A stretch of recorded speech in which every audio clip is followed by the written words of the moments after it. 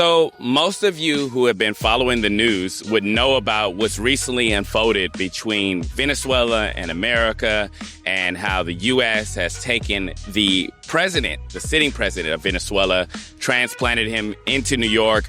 I mean, a lot of facts are still being finalized and confirmed, so I don't want to speak too much on the specifics of the situation, but I did want to just comment on 3 general tips for interpreting current affairs and relating it to Bible prophecy in terms of how do we make sense of what all this means from a biblical perspective.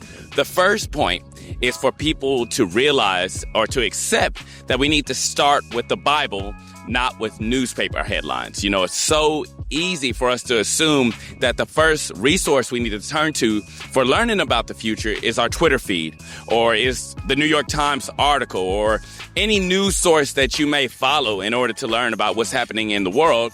We go and we start with that source instead of actually starting with the Bible. And I would just say that my first piece of advice for interpreting these events from a biblical perspective is to start with the Bible, not with the newspaper. The second point is for people to realize that things often happen slower than we imagine when it comes to Bible prophecy being fulfilled. In other words, it's so easy for us to assume once some things start happening and going in motion that it's going to happen one after another.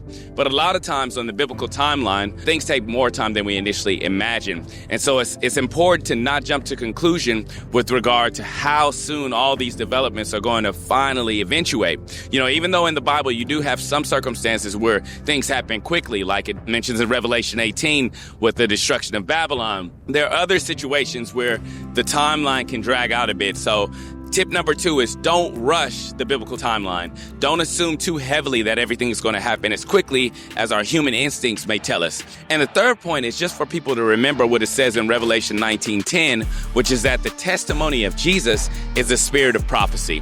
In other words, the key secret to really interpreting what the Bible predicts is the life and teachings of Jesus, what he taught, what he said, what he lived. That is his testimony, and that's so crucial to actually making sense of how to interpret the Bible. You know, when we start just going with any spurious interpretation and in reaction to world affairs, we can end up in some very wrong conclusions. But we need to keep bringing it back to Jesus and asking ourselves, how does what I'm seeing in real time line up with what Jesus taught, how he lived, and what is the lesson maybe that God is trying to show us through what's happening? So those are 3 key tips for you. Number 1, we need to start with the Bible and not with the newspaper. Number 2, things often go slower than we imagine. And number 3, the spirit of prophecy is a testimony of Jesus.